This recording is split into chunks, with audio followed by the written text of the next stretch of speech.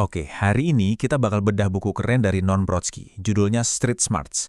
Isinya tuh kayak kumpulan contekan berharga buat siapa aja yang lagi ngerintis atau ngejalanin usaha. Semuanya berawal dari satu kalimat simpel ini loh, dari ayahnya Norm, seorang pedagang keliling. Kalau nggak minta, ya nggak dapat. Ini nih, yang jadi inti dari pola pikir street smart yang mau kita kupas tuntas hari ini. Yuk kita mulai. Jadi, sebelum mikirin bisnis plan yang ribet-ribet, Norm bilang ada yang jauh lebih penting untuk dimulai. Apa itu?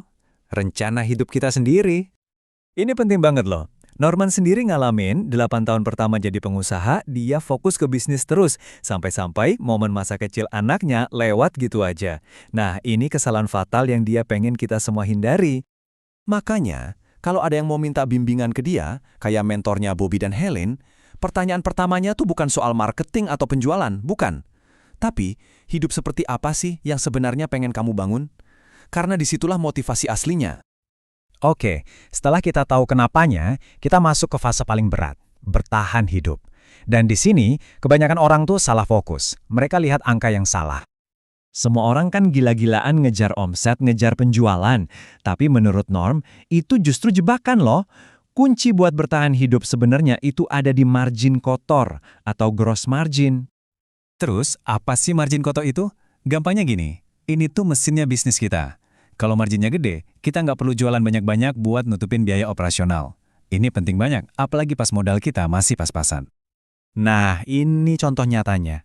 Bahaya banget. Lihat kasusnya Bobby. Dia ngejar target penjualan $20.000. Caranya? Ambil orderan gede tapi marginnya tipis banget. Hasilnya, target penjualan sih kecapek, tapi laba kotornya malah tekor $3.000. Ujung-ujungnya, bakar duit modal sendiri.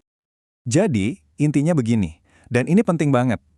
Lebih baik penjualan kita jelek sebulan, atau bahkan beberapa bulan, tapi kita jadi tahu kondisi bisnis kita yang sebenarnya. Daripada kita kejar penjualan gede dengan margin tipis, yang cuma ngasih ilusi kalau bisnis kita sehat. Padahal enggak. Nah, ngomongin soal ngelindungin margin, itu artinya kita ngelindungin modal kita. Karena, kata Norm, kas atau uang tunai itu ibarat oksigen buat bisnis. Nggak ada kas, ya udah wassalam. Ini nih kesalahan paling umum buat pengusaha pemula. Mereka lupa kalau bisnis yang tumbuh itu butuh duit. Justru makin banyak penjualan, seringkali artinya makin sedikit uang tunai yang kita pegang dalam jangka pendek. Pertanyaannya jadi, seberapa banyak sih uang tunai yang bakal kita butuhin buat tumbuh? Nah, kita harus bisa ngitung itu.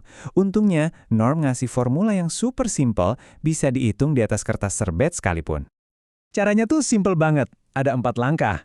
Pertama, hitung semua pengeluaran baru kita.